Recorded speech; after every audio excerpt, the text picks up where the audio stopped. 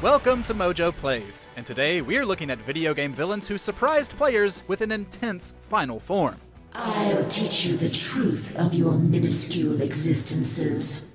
Before we begin, we publish new content all week long, so be sure to subscribe and ring the bell to get notified about our latest videos. Monster Ock, Spider-Man. Doc Ock? We will work as one. 'Tis a new world. Humanity needs the skills that my technology will give them. Most Spider-Man villains just have the one form, but in this classic for the original PlayStation, developer Neversoft decided to spice things up and scare a whole generation of kids in the process. As Spidey reaches the end of his adventure, he defeats both dual antagonists, Carnage and Doc Ock. However, Cletus Cassidy's symbiote then fuses with the unconscious Doc, forming the nightmare-inducing Monster Ock. This final form is so overwhelming that Spider-Man can't even fight it, instead fleeing through a facility while Monster Ock chases him.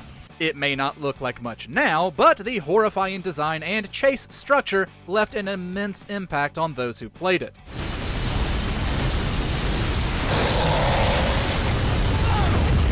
Gongan Wyzen, Asuras Wrath.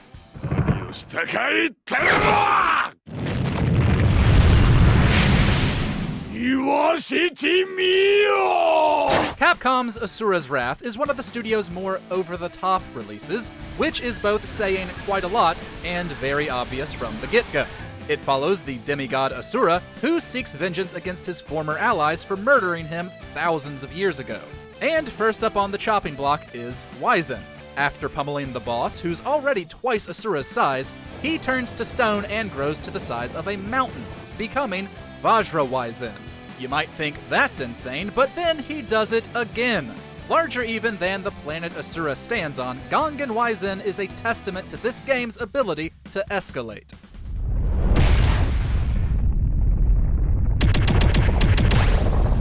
True Ogre, Tekken 3. The third installment in Bandai Namco's beloved technical fighting series brought a lot new to the table, including a brand new villain named Ogre. Known for targeting martial artists and the murder of Jin Kazama's mother, Ogre is a vile yet extremely powerful combatant. At the end of the third King of the Iron Fist tournament, Ogre is defeated in combat. However, he then absorbs Heihachi's power, transforming into a much harder version known as True Ogre, an imposing, winged beast. Being met by this monstrous design in arcades came as quite the shock, but it also made the villain and climax more memorable. You win. Mother Brain, Super Metroid.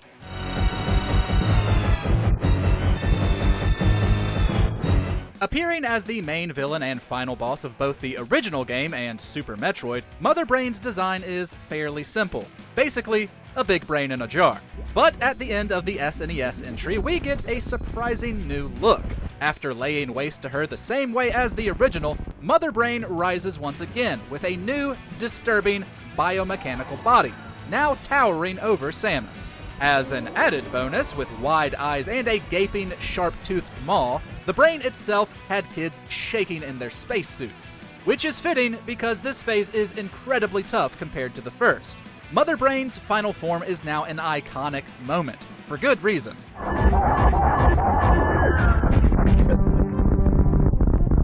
Osmund Sadler, Resident Evil 4. What's so funny? Oh, I think you know. When it comes to Resident Evil villains, choosing your favorite final form is really just a matter of preference. They all basically do that, and to terrifying effect. But for our money, the creepy cult leader Osmund Sadler is one nasty beast deserving of the crown, especially given his recent gruesome refresh in the 2023 remake. Everything about the design makes our skin crawl. The eyeball protruding from his mouth, the fleshy tendrils, the limp human body hanging from the real form, it's all horrifically hard to look at, which is really the highest compliment we can pay to a villain from this particular series. Izanami, Persona 4. Congratulations in making it this far. Well, thank you very much, Ms. Root of all evil. By following the route to reach the true ending of Persona 4, you learn that Izanami, a demon, has been behind all the trouble all along. Naturally, you and your murder mystery-solving friends can't have that. You face off against Izanami in battle, whose form is characterized by restraint, from her straitjacket to her tightly wound braids. But then the second phase comes and she lets loose, so to speak. Every restraint comes undone, revealing the vicious, multi-armed, bloody skeletal design beneath. I am a god. Now this is what a mighty demon from Persona should look like. This literal reveal set the daunting tone for the rest of the fight. It's unfortunate that our battle must end this way. Photoshop Flowey, Undertale. Flowey the psychopathic flower is a disturbingly dark treat throughout Undertale, whether he's breaking the fourth wall to threaten you or following your character in the background. He's the type of vicious cuteness you find charming since there's nothing he can do to harm you, until he actually can. At the end of the neutral route, which most players will reach on a first playthrough, Flowey absorbs 6 human souls and transforms into the ungodly behemoth you see before you.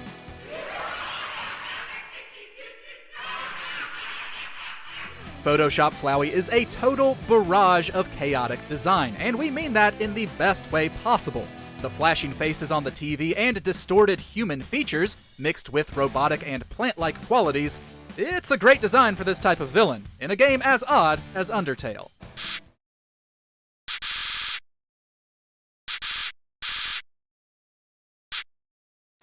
Detlef, The Witcher 3, Wild Hunt, Blood and Wine. Came here to kill you. Brief and to the point. How refreshing. There's a lot to love about this DLC for The Witcher 3, including its villain. Blood and Wine follows Geralt taking a job where knights are being murdered under mysterious circumstances. Turns out, the culprit is a vampire named Detlef. When we finally face off against the vamp, he takes on expected features like elongated claws and sharp teeth. However, while Geralt had faced types of vampires before, Detlef is a higher vampire, the important distinction of which is made very clear when he transforms again. His final form is the depiction of vampires at their most monstrous, complete with gigantic wings. Maybe it's because so much of pop culture shows them as humanoid, but having Detlef take on this form added another positive layer to his legacy as a villain.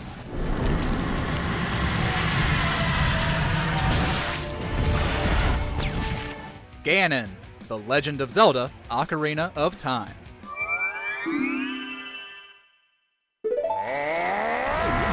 Even though the big bad of Zelda was first established in his beast form, Nintendo still managed to reimagine that design and repurpose it as one of the standout moments in Ocarina of Time. For a majority of the game, the Gerudo leader Ganondorf lays waste to all things peaceful in Hyrule. But after a climactic battle, he uses his last bit of power to transform into Ganon.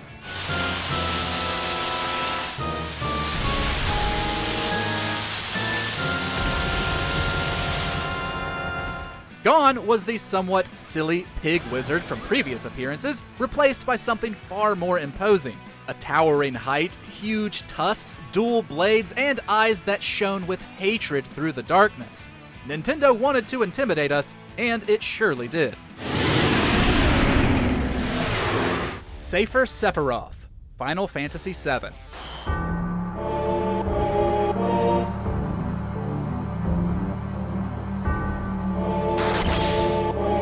In terms of iconicism, it's hard to top Sephiroth's final form.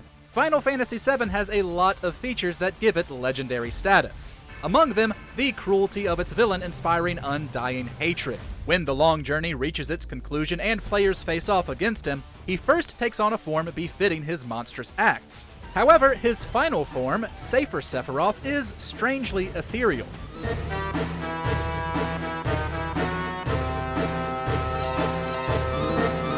As he sits atop a cloud with giant angelic wings, he takes on the celestial appearance many would attribute to a god. And since he's been bragging about his divine destiny the whole game, it does feel like that's what you're standing in the presence of.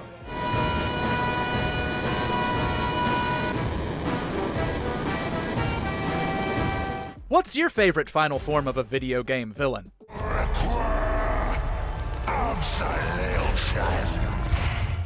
Let us know in the comments, and be sure to subscribe to MojoPlays for more great gaming videos every day.